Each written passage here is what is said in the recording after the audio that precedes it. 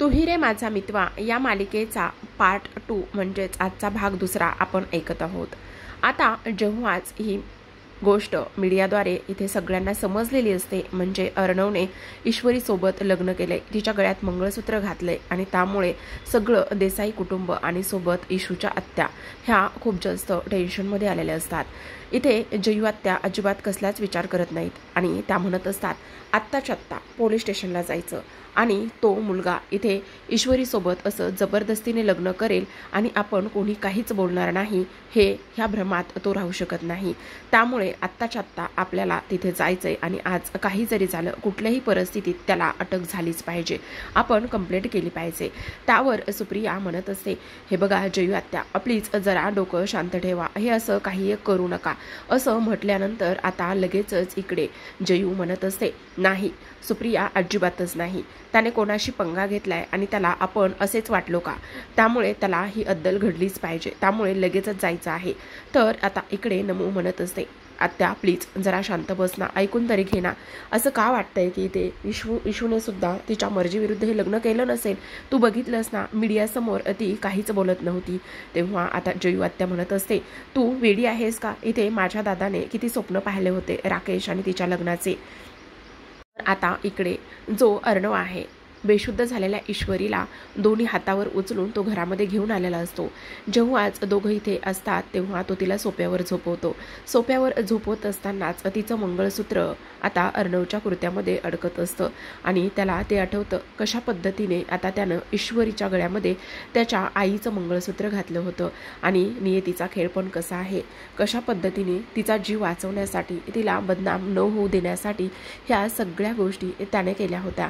आणि आज इथे ती बेशुद्ध आहे तरी सुद्धा इथे तिच्या गळ्यात घातलेलं मंगळसूत्र माझ्या शर्टला अडकलेलं आहे, हे सगळा सीन जो आहे तो सगळेजण तिथे उपस्थित असलेले सगळे पाहत असतात। आता इकडे लावण्याला तर खूपच राग येत असतो, एवढी रागाने लाल झालेली असते म्हणून विचारू नका। तर इकडे जे मंगळसूत्र अडकलेलं आहे ते मंगळसूत्र आता अर्णव त्याच्या शर्टमधून वेगळं करण्याचा तो थोडा प्रयत्न करत असतो, पण ईश्वरीचं हे निरागस रूप आणि त्याचसोबत इथे तिचा जीव वाचवलाय आणि सगळ्यात महत्त्वाची गोष्ट त्या राकेशच्या तावडीतून तिला वाचवलं आहे, ह्या सगळ्या गोष्टीमुळे आता अर्णवला थोडंसं बरं वाटत असतं, थोडंसं समाधान वाटत असतं। पण आता घरच्यांच्या प्रश्नांना काय उत्तरं द्यायची काय नाही हे मात्र त्याच्यासमोर खूप मोठं आव्हान असतं। सरते शेवटी आता ईश्वरीचं जे मंगळसूत्र त्याच्या कुर्त्याला अडकलेलं असतं ते मंगळसूत्र त्याने ते सोडवलेलं असतं आणि तिला शांतपणे सोफ्यावरती झोपवलेलं असतं। त्याचबरोबर आता तो इकडे सगळ्यांकडे पाहतो, सगळ्यांकडे पाहिल्यानंतर प्रत्येकाच्या इथे चेहऱ्यावर त्याला विचारणारे जे भावभाव आहेत, जे प्रश्न आहेत ते इथे दिसून आलेले असतात आणि प्रत्येकजण इथे आता त्याला काही ना काही विचारण्याचा प्रयत्न करत असतो। तर आता जेव्हा ईश्वरी इथे सोप्यावर झोपत असते तेव्हा मात्र इकडे मामा विचारत असतात नेमकं काय झालंय ईश्वरीला आणि ती अशी बेशुद्ध का आहे, काय झालेलं आहे आणि तिला डॉक्टरांकडे दाखवलंयस का। त्यावरच आता इकडे अर्णवला डॉक्टरांकडे नेलेलं ते सगळं आठवत असतं, कशा पद्धतीने डॉक्टरांनी असं सांगितलं होतं की त्यांना लिक्विडमधून म्हणजे चहा पाणी ह्यामधून गुंगीचं औषध लिक्विड टाईपमध्ये देण्यात आलेलं आहे। त्यावरच आता इकडे जो अर्णव आहे तो म्हणत असतो ती बेशुद्ध झालेली आहे। त्यावरच आता इथे जी वल्लरी आहे ती म्हणत असते ती बेशुद्ध वगैरे काहीही नाहीये, थोडंसं तोंडावर पाणी शिंपला लगेच शुद्धीवर येईल, ती हे सगळं काही नाटक करत आहे।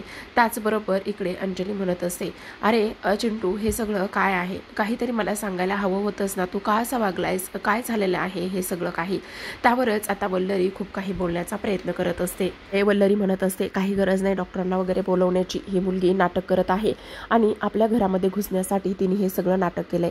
त्यावर आजी म्हणत असतात हे सगळं काय आहे चिंटू, आणि तू तिच्यासोबत लग्न केलेलं आहेस, त्याचसोबत इथे तू तिच्या गळ्यामध्ये मंगळसूत्र घातलेलं आहेस, जे की इथे तुझ्या आईची माझ्या मुलीची इथे आठवण होती, भेट होती, तिने हे मंगळसूत्र तिचं होतं आणि मला तुझ्याकडून बऱ्याच प्रश्नांची उत्तरं पाहिजे आहेत। त्यावर अर्णव म्हणत असतो हे बघा मला माहिती तुम्हाला काय प्रश्न पडलेले असतील आणि तुम्हाला मला काय विचारायचं आहे। त्यावरच आता आजी म्हणत असतात ते सगळं जरी खरं असलं तरी सुद्धा हा काय प्रकार आहे चिंटू, याचं मला उत्तर दे। इकडे आता वल्लरी म्हणत असते म्हणजे ह्या मुलीनं तर लाज सोडलेलीच आहे आणि तेव्हा इथे अर्णव म्हणत असतो, प्लीज आत्ता तुम्ही काही बोलू नका, ती बेशुद्ध आहे, डॉक्टरांनी तिला इंजेक्शन दिलेलं आहे आणि ती थोड्या वेळात शुद्धीवर सुद्धा येईल. आणि ती शुद्धीवर कशी येईल सांग ना, काय झालेलं काय आहे तिला. त्यावर अर्णव म्हणत असतो, मला सुद्धा नाही माहिती काय झालेलं आहे आणि कशा पद्धतीने हे सगळं झालेलं आहे. मग तू एवढा मोठा निर्णय का घेतलेला आहेस, तुला ह्या सगळ्या गोष्टी आम्हाला सांगाव्याच्या नाही वाटल्या का. त्यावरच आता अर्णव म्हणत असतो, हा मी हे सगळं काही केलेलं आहे. आणि त्याचबरोबर इथे आजी म्हणत असतात, बोल, ह्या सगळ्या प्रश्नांची उत्तरं हवी आहेत चिंटू आम्हाला, बोल. तेवढ्यातच आता इकडे जी लावण्य आहे ती अर्णव समोर जाऊन उभी राहते आणि अर्णव समोर जाऊन उभी राहिल्यानंतर ती म्हणत असते, बोल यार बोल, मला सुद्धा ह्या सगळ्या प्रश्नांची उत्तरं हवी आहेत. मला जाणून घ्यायचंय की हे सगळं काय आहे. तू तू मला चीट केलेला आहेस, ह्या मुलीसोबत तू लग्न केलेलं आहेस, हा सगळा तुझा प्लॅन होता, हा सगळा तुझा डाव होता, का केलंस असं. बोल बोल यार बोल, मला माझ्या सगळ्या प्रश्नांची उत्तरं हवी आहेत असं लावण्या रागानेच आता अर्णवकडे पाहत असते आणि ह्या सगळ्या गोष्टी इथे ती बोलत असते. पण आता इकडे मात्र अर्णवला फारसं काही तिला बोलायचं नसतं, कारण एकतर ती मुलगी त्याला अगोदरच आवडत नसते आणि तरीसुद्धा इथे आता त्याने तिच्यासोबत हे सगळं काही केल्यामुळे तिचं चिडणं साहजिक होतं. मग आता तिला ह्या सगळ्या प्रश्नांची उत्तरं देणं मी काही बांधील नाहीये असं सुद्धा त्याचं म्हणणं झालेलं असतं. तर आता इकडे जो आकाश आहे तो हे सगळं काही पाहत असतो. तर अर्णवने आतापर्यंत जी लावण्य आहे तिला मात्र कुठल्याच प्रश्नांची उत्तरं दिलेली नसतात. लावण्य खूप टेन्शनमध्ये असते, ती खूप जास्त रडत असते आणि त्याला बरेच प्रश्न विचारत असते. त्याचबरोबर आता इकडे आजी म्हणत असतात, चिंटू चिंटू हे सगळं काय आहे, तू का वागलास असा. तर इकडे लावण्याची आहे ती इथे जो अर्णव आहे त्याच्या गालाला हात लावत असते आणि म्हणत असते, बोल, माझी काय चूक आहे, माझ्यामध्ये काय कमी होतं जो मला तू इथे धोका दिलेला आहेस आणि ह्या मुलीसोबत इथे लग्न केलेस, मला चीट केलेस, तू इथे मला चीट केलेस असं आता इथे लावण्य बोलत असते. काय हे चिंटू, हे सगळं सांगताना तुला लाज कशी वाटत नाही की तू तिच्या गळ्यात मंगळसूत्र घातलंस आणि ती तुझी बायको आहे. त्याचबरोबर इथे तू हे सगळ्यांसमोर कसं जग जाहीर केलंस की तुमचं लग्न झालेलं आहे म्हणून. तेव्हा पुन्हा लावण्य रडायला लागलेली असते आणि ती म्हणत असते, हे सगळं तुम्ही अगोदरच ठरवलं होतं, तुम्ही मला चीट केलेलं आहे, तुम्ही दोघांनी मिळून मला चीट केलेलं आहे. अरे त्या थर्ड क्लास मुलीमध्ये काय बघितलंस तू, बोल ना बोल. त्यावर लगेचच आता इथे अर्णव म्हणत असतो, स्टॉप इट लावण्या, ती माझी बायको आहे आणि तिचा असा अपमान झालेला मी अजिबात सहन करणार नाही, समजलं तुला. तर इकडे लावण्य म्हणत असते, मग माझी काय चूक होती, मला माझ्या सगळ्या प्रश्नांची उत्तरं हवी आहेत, बोल बोल लवकर यार बोल असं म्हणूनच आता तिनं त्याची कॉलर पकडलेली असते. तिच्यावर तो एवढं सगळं काही होऊन सुद्धा तिच्या कुठल्याच प्रश्नांना त्याच्याकडे उत्तर देण्यासाठी नसतात. पण लावण्य मात्र खूप जास्त हायपर झालेली असते, रडत असते आणि अर्णवला इथे तू मला चीट केलेस म्हणून ब्लेम करत असते. एवढं सगळं होऊन सुद्धा आता इकडे सगळेजण शांत बसलेले असतात. तेवढ्यातच आता वल्लरी जी आहे ती इथे लावण्याला समजावण्याचं काम करते आणि म्हणत असते, लावण्या प्लीज सावर स्वतःला, सावर प्लीज लावण्या, आत्ता तू शांत बस असं मामी म्हणत असतात. पण इकडे मात्र जी लावण्य आहे तिला ह्या सगळ्या गोष्टींचं इथे खूप जास्त ती पॅनिक झालेली असते, खूप जास्त त्रास होत असतो. पण वल्लरी तिला सावरण्याचा प्रयत्न करत असते आणि म्हणत असते, प्लीज जरा शांत बस, अरे अर्णव काय केलेलं आहेस तू, हे सगळं तू हे सगळं असं कसं वागू शकतोयस. इकडे मात्र लावण्या खूप रडत असते. तर वल्लरीला खूपच जास्त राग आलेला असतो, कारण तिच्या प्रॉपर्टीचं स्वप्न जे आहे ते सगळं इथे भंग झालेलं असतं आणि तिला फक्त लावण्यासोबत त्याचं लग्न लावून द्यायचं असतं. लावण्याला त्याच्या प्रॉपर्टीमध्ये कसलाच इंटरेस्ट नसतो. तर आता इकडे दुसऱ्या बाजूला जयू आत्या आणि हे सगळेजण निघालेले असतात. इथे आत्याला म्हणत असते, अगं आत्या प्लीज जरा शांत हो ना, हे बघ आपण पोलीस स्टेशनमध्ये जर गेलोत आणि पोलीस स्टेशनमध्ये जाऊन आपल्याला जर असं समजलं की हे सगळं इशूने तिच्या मनानुसार आणि मर्जीनुसार केलेलं आहे तर मग काय करायचं आहे आणि कशा पद्धतीने त्यांना आपण उत्तरं देणार आहोत.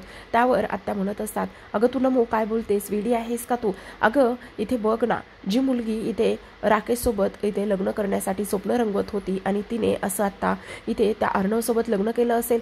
अगं तिने इथे माझ्या दादाचं स्वप्न पूर्ण करण्यासाठी एक उलट प्रश्न न विचारता तिनं राकेशसोबत लग्न करायला तयार झाली होती. मग तरीसुद्धा ती अशी कशी करेल. त्यावरच नमू म्हणत असते, पण जेव्हा आपण मीडियासमोर न्यूजसमोर बघितलं तरी शू काहीच बोलत नव्हती. मग जर आपण पोलीस स्टेशनमध्ये गेलोत आणि इथे हे ईश्वरीच्या मर्जीने लग्न झालेलं आहे, तिने ह्या लग्नाला सहमती दिली आहे असं जर तिथे उघड आली तर मग पोलिसांना काय उत्तर देणार आहोत आपण. तर इकडे जयू म्हणत असते, ठीक आहे मग आता तुझं असं म्हणणं आहे की आपण पोलीस स्टेशनला नाही जायचं, तर मग आपण आता त्या अर्णव त्या शिर्केच्या घरी जाणार आहोत आणि तिथे जाऊन त्याला चांगलाच विचारणार आहोत की तुझी एवढी कशी हिंमत झालेली आहे, तू इथे आमच्या ईश्वरीसोबत लग्न कसं केलेलं आहे, समजलं. मग त्याकरिता आपण आत्ताच्या आत्ता त्या घरी जायचं आहे. ही गोष्ट ऐकल्यानंतर आता इथे संजयला आनंद झालेला असतो. त्यांना असं वाटत असतं की ठीक आहे, आता किती नाही म्हटलं तरी सुद्धा त्या राकेशच्या तावडीतून माझी मुलगी तर इथे वाचलेली आहे आणि राकेशच्या तावडीतून माझी मुलगी वाचल्यानंतर आता तिथे गेल्यावरच मी तिला आशीर्वाद देईल असं संजयच्या मनामध्ये येतं. तर आता इकडे जी आपली अंजू आहे, अंजू मात्र चिंटूशी बोलत असते. अरे चिंटू, तू हे काय केलेलं आहेस? एवढं सगळं करण्याआधी एकदा तरी तू मला विश्वासात घेऊन सांगायला हवं होतंस ना.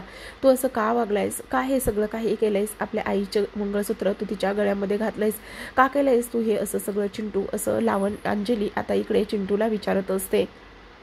तू मला एकदा विश्वासात घेऊन हे सांगायला पाहिजे होतं. कसला प्रॉब्लेम होता? काय झालं होतं असं? अरे मी तुझ्यावर विश्वास ठेवला असताना पण तू असं का केलंय चिंटू? बोल ना, दे ना प्रश्नाचे उत्तर.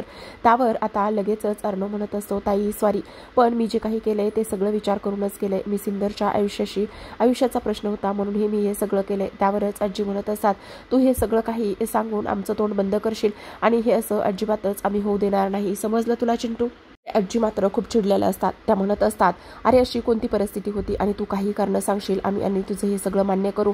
तू समजतोस कोण स्वतःला? असं का केलेलं आहेस? हे सगळं आता इथे ते बोलत असतात.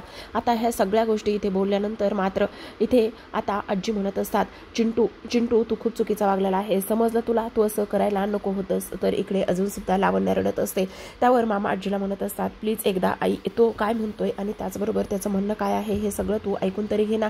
त्यावर लगेचच आता अर्णव म्हणत असतो, बघा मी सगळं जे केलेलं आहे ना ते फक्त आणि फक्त काहीतरी विचार करूनच केलेलं आहे आणि त्याचबरोबर इथे तिचा जीव वाचवणं आणि तिचं इथे लाईफ डिस्ट्रॉय होणं खूप जास्त महत्त्वाचं होतं आणि जो मी इथे निर्णय घेतलाय तो अगदीच योग्य आहे. त्यामुळे उगाचच प्लीज तुम्ही मला आता काही एक विचारू नका असं आता अर्णव इथे सगळ्यांना सांगत असतो. तेवढ्यातच ईश्वरीला आता जाग येण्याचा प्रयत्न होत असतो.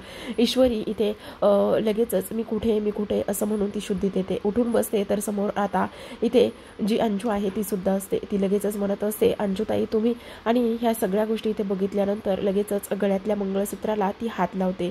गळ्यातल्या मंगळसूत्राला हात लावल्यानंतर लगेचच उठून उभी राहते आणि उठून उभी राहिल्यानंतर आता इकडे अर्णव तिला म्हणत असतो, तू बरी आहेस ना मी सिंदूर, असं म्हणून तिला हात लावतो. तर आता लगेचच इथे इशू तिचा हात झटकून देण्याचं काम करत असते. इशूने त्याचा हात झटकून दिल्यानंतर ती म्हणत असते, मी का आहे इथे? मला आत्ताच्या आत्ता माझ्या घरी जायचं आहे. त्यावरच तुम्ही हे काय केलेलं आहे? मला तुमच्याशी काहीच बोलायचं नाही आहे. आणि तुमची हिंमत कशी झाली माझ्या गळ्यामध्ये मंगळसूत्र टाकण्याची? तुम्ही समजता कोण स्वतःला? तुम्ही हे सगळं का आणि कशासाठी केलेलं आहे? असं इथे आता ती बोलत असते. त्यावरच इकडे आता अर्णव म्हणत असतो, हे बघ तुझ्या आयुष्याचा प्रश्न होता. तुझं आयुष्य पणाला लागलं असतं आणि तुला बदनाम होण्यापासून मी वाचवले आणि त्यामुळे मी तुझ्या गळ्यात मंगळसूत्र घातलंय. मी तुला इथे तुझ्या सगळ्या त्या वाईट गोष्टींपासून वाचवण्याचा प्रयत्न केला आहे. प्लीज थोडंसं समजून घे. पण इकडे मात्र आता ईश्वरी खूप जास्त चिडलेली असते. ती म्हणत असते, नाही मला तुमचं काहीच ऐकून घ्यायचं नाही आहे. तुमची हिंमत कशी झाली ह्या सगळ्या गोष्टी ते करण्याची? वर लगेचच आता मामी म्हणत असतात, अरे काय हे अर्णव? इथे ती मुलगी स्पष्टपणे म्हणत आहे की हे मंगळसूत्र तू तिच्या गळ्यामध्ये तिच्या मनाविरुद्ध घातलेलं आहेस आणि तरीसुद्धा इथे तू असं बोलत आहेस. त्यावरच आता इकडे अर्णव मामीवरती ओरडतो आणि चिडतो. तो म्हणत असतो, हे बघा मामी प्लीज तुम्ही ह्या गोष्टीमध्ये पडू नका, कारण इथे माझ्या आईचं मंगळसूत्र आहे ते आणि ते आत्ता फायनली तिच्या गळ्यामध्ये आहे. माझ्या आईची अशी इच्छा होती की इथे माझ्या होणाऱ्या बायकोच्या गळ्यामध्ये तिने दिलेलं ते मंगळसूत्र असावं आणि फायनली ते आहे आणि ती माझी बायको आहे. समजलं? त्यामुळे इथे तुम्ही काहीच विचारू नका किंवा काहीच बोलू नका असं इथे तो बोलत असतो. आता ह्या सगळ्या गोष्टी इथे बोलल्यानंतर मात्र इकडे आता लावण्याला खूप जास्त टेन्शन आलेलं असतं. तर इकडे ईश्वरी समोर हे सगळं बोलल्यानंतर आता तो म्हणत असतो, ती माझी बायको आहे आणि प्लीज माझ्या बायकोला असं कोणी काहीही बोलू शकत नाही. मला ते अजिबातच आवडणार नाही. मी इथे लग्न केले आणि तिच्या गळ्यामध्ये माझ्या नावाचं मंगळसूत्र आहे असं म्हटल्यानंतर आता इकडे मात्र लावण्या लगेचच अर्णव समोर येते आणि टाळ्या वाजवत असते आणि म्हणत असते, अच्छा कॉंग्रॅच्युलेशन्स. मग आता इथे फायनली तुला ज्या गोष्टी करायच्या होत्या त्या गोष्टी तू इथे केलेल्या आहेस असंच ना आता यार? इकडे ईश्वरी चिडलेली असते, कारण इथे अर्णवने असं सांगितलेलं असतं की काही जरी झालं ना तरीसुद्धा ही माझी बायको आहे आणि काही जरी झालं तरीसुद्धा इथे तिच्यावर कोणीही असे आरोप करायचे नाही आणि त्याचसोबत सगळ्यात महत्त्वाची गोष्ट म्हणजेच की ती आता ईश्वरी अर्णव राजेश शिर्के आहे असं सुद्धा आता इथे तो बोललेला असतो. आणि तेव्हा मात्र आता ईश्वरी म्हणत असते, तुमचं डोकं फिरलं असेल पण माझं डोकं अजून तरी ठिकाणावर आहे, त्यामुळे इथे मला तुमच्याशी काहीच बोलायचं नाही, समजलं. त्याचसोबत इथे तुम्ही हे असं कसं करू शकता आणि त्यावरच आता हे लग्न तर इथे ईश्वरीच्या मर्जीविरुद्ध आहे हे सगळ्यांना इथे समजलेलं असतं. पण इकडे मात्र जो आता अर्णव आहे तो इथे समजावण्याचं काम करत असतो. तो म्हणत असतो, प्लीज प्लीज माझं एकदा ऐकून घे, तुझं लाईफ इथे डिस्ट्रॉय होण्यापासून मी वाचवलं आहे. पण इकडे मात्र ईश्वरी काहीच बोलत नसते आणि तिला आता अर्णवचा खूप जास्त राग येत असतो. ती म्हणत असते, ह्या सगळ्या गोष्टी तुमच्यासाठी चांगल्या असतील आणि तुम्हाला ह्या सगळ्या गोष्टींचा काहीच फरक पडत नसेल, पण इथे मला मात्र ह्या सगळ्या गोष्टींचा इथे फरक पडतो, समजलं तुम्हाला. आणि त्याचबरोबर सगळ्यात महत्त्वाचं म्हणजेच की तुम्ही हे असं नाही बोलू शकत आणि तुम्ही हे अशा पद्धतीने माझ्यासोबत वागू सुद्धा शकत नाही असं सुद्धा आता इकडे ती बोललेली असते. आता ह्या सगळ्या गोष्टी इथे बोलल्यानंतर इकडे मात्र लगेचच आता दुसऱ्या बाजूला सगळ्यात एक महत्त्वाची आणि इम्पॉर्टंट अशी गोष्ट झालेली असते प्रेक्षकांनो, आणि ती म्हणजेच की आता लगेचच ईश्वरी म्हणत असते, नाही मला इथे अजिबातच थांबायचं नाही, मला आत्ताच्या आत्ता इथून निघून जायचं आहे. काही जरी झालं ना तरीसुद्धा इथे मी तुमच्याशी काहीच बोलणार नाही आणि मला तुमच्याशी इथे कुठलं नातेसुद्धा ठेवायचं नाही असं सुद्धा आता इथे ती बोलत असते. आता ह्या सगळ्या गोष्टी इथे ती बोलल्यानंतर मात्र इकडे आता अर्णव जो आहे तो खूपच मोठ्या शॉकमध्ये गेलेला असतो आणि ती म्हणत असते, ह्या सगळ्या गोष्टी तुमच्यासाठी खेळ असतील पण ह्या सगळ्या गोष्टी माझ्यासाठी अजिबातच खेळ नाही आहेत, समजलं तुम्हाला. आता ईश्वरीने चांगलेच खडे बोल इथे जो अर्णव आहे त्याला सुनावलेले असतात आणि चांगलेच खडे बोल सुनावल्यानंतर इथे ती म्हणत असते, तुम्ही इथे सगळ्यांना फसवू शकता पण तुम्ही इथे मला अजिबातच फसवू शकत नाही, समजलं तुम्हाला. आणि त्याचसोबत सगळ्यात महत्त्वाची गोष्ट एक आहे आणि ती म्हणजेच की इथे काही जरी झालं तरीसुद्धा मी इथे राहणार नाही आहे, समजलं. असं म्हटल्यानंतर आता अर्णवला खूप मोठं टेन्शन आलेलं असतं. अर्णव असा विचार करत असतो, एकतर ह्या मुलीसाठी मी एवढं सगळं केलेलं आहे आणि ही मुलगी इथे माझं काहीच ऐकून घेण्याच्या मनस्थितीत नाही, काहीच करण्याच्या मनस्थितीत नाही, काय करायचं मी, असा आता इथे तो विचार करत असतो. आता ह्या सगळ्या गोष्टींचा इथे त्याने विचार केल्यानंतर इकडे ती म्हणत असते, मी माझ्या आईबाबांकडे जाते असं म्हणूनच ती तिथून निघालेली असते.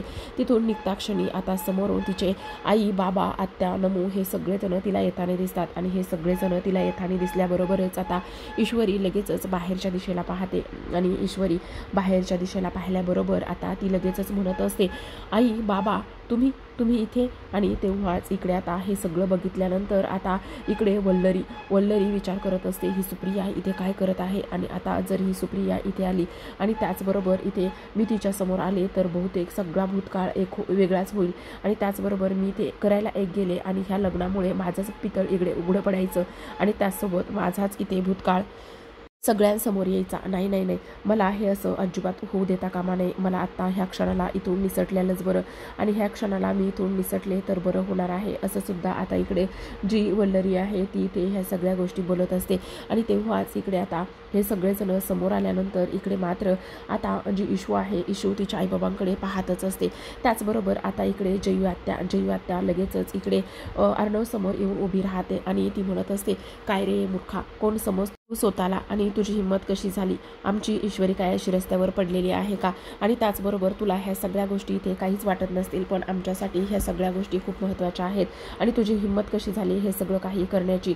इथे माझ्या दादाने इथे खूप काही गोष्टी इथे तिच्या लग्नाचं स्वप्न बघितलं होतं आणि सगळ्या गोष्टी इथे केल्या होत्या पण तरीसुद्धा तू असं का वागलेला आहेस, या सगळ्या गोष्टी जयू आत्या इथे अर्णवला बोलत असते. आणि तेव्हा आता इकडे अर्णव फक्त ह्या सगळ्या गोष्टी ऐकून घेण्याचं काम करत असतो. पण इकडे ह्या पद्धतीने हे सगळं झालेलं असल्याकारणाने आता इकडे ईश्वरीला सुद्धा खूपच मोठा धक्का इथे बसलेला असतो. तर आता प्रेक्षकांनो आजच्या भागामध्ये एवढंच. उद्याचा भाग खूप इंटरेस्टिंग असणार आहे कारण उद्याच्या भागामध्ये आता इथे जे काही आपले हे आहेत संजय जे आहेत तर त्यांनी मात्र आता ग्रीन सिग्नल दिलेला असतो आणि ईश्वरीच्या आणि त्याचबरोबर त्यांच्या लग्नासाठी जो काही हा ग्रीन सिग्नल दिलेला असतो, जी ईश्वरी आता इथे गळ्यातलं मंगळसूत्र काढत असते आणि मंगळसूत्र काढल्यानंतर इथे ती अर्णवला म्हणत असते की नाही, मला इथे तुमच्यासोबत कसलंच राहायचं नाही, काहीच करायचं नाही, समजलं, तुम्ही मला फसवलेलं आहे. आणि त्याचबरोबर इथे जे आत्या आहेत त्यासुद्धा म्हणत असतात, तू काही कॉन्ट्रॅक्ट घेतलेला आहेस का, इथे माझ्या भावाला इथे व्हीलचेअरवर बसवलंयस आणि त्याचबरोबर इथे आता तुला सुद्धा तू इथे फसवलेला आहेस का का केलंस असं तू इथे सगळं. आणि त्याचबरोबर इथे आता लगेचच इशू त्यांच्या बाबाकडे जाते आणि बाबाकडे गेल्यानंतर ती म्हणत असते, बाबा मला माहिती आहे तुम्हाला ह्या सगळ्या गोष्टीमुळे खूप जास्त त्रास होतोय, पण मी आत्ताच्या आत्ता हे सगळं जे आहे ते इथे संपवणार आहे. हे जे काही मंगळसूत्र मी इथे घातलेलं आहे ते मंगळसूत्र मी इथे काढून फेकून देणार आहे असं सुद्धा इथे ती बोलत असते. आणि तेव्हाच जे मंगळसूत्र इथे ती काढायला जाते आणि मंगळसूत्र काढत असतानाच आता संजय जे आहेत ते इथे तिचा हात पकडत असतात आणि तिला मंगळसूत्र काढण्यापासून थांबवत असतात. तर आता प्रेक्षकांनो अशाच नवनवीन डेली मालिकांचे अपडेट्स आणि रिव्ह्यू जाणून घ्यायचे असतील, पाहायचे असतील तर नक्की चॅनलला सबस्क्राईब करा. भेटूयात पुन्हा एका अशाच नवीन आणि त्याचसोबत इंटरेस्टिंग अशा एपिसोड सोबत अपडेट सोबत. तोपर्यंत पाहत राहा तू ही रे माझा मितवा.